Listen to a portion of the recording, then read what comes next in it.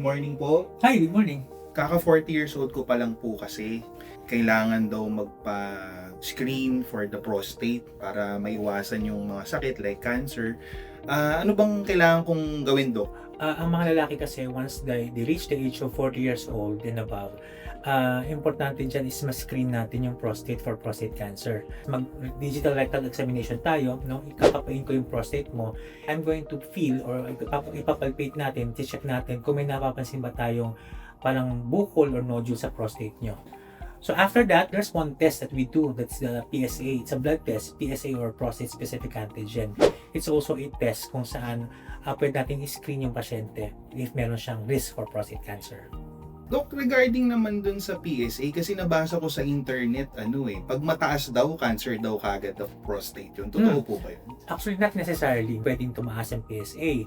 Or for example, may mga condition kung saan may inflammation or namamaga yung prostate, like mga prostatitis, infection minsan, pwede rin tumaas ang PSA. So, hindi po tayo dapat agad matakot. So, Dok, yung sa PSA po ba, kung tumataas yun, automatic ba biopsy na po kagad? Ay, hindi naman sir, no? Ngayon, sa advent ng MRI, meron tayong tinatawag na multi-parametric MRI of the prostate. Ito ay special na type ng MRI kung saan ina-identify niya specifically kung meron bang suspicious na lesion or area doon sa prostate na kailangan talagang i-biopsy. May mga pagkakataon kasi na pagkatapos mag-MRI, despite tumataas ang kanyang PSA, hindi na kailangan mag-biopsy. So, Dok, anong best advice yung mabibigay mo sa akin para somehow ma-share ko rin sa mga friends ko?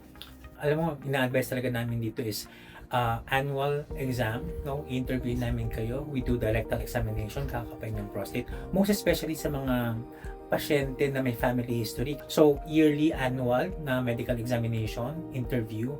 At the same time, siguro yearly po na PSA testing, no? Para makita natin yung progression. So, Dok, mas okay naman pala, no, kung magpapatingin ng mas maaga. Oo naman, sir. Hindi lang para sa sarili mo, but also para sa mga nagmamahal sa'yo. Makakagala-gala na tayo kung saan. Oo, at least makakapagbakasyon tayo, di ba? Sabay-sabay tayo.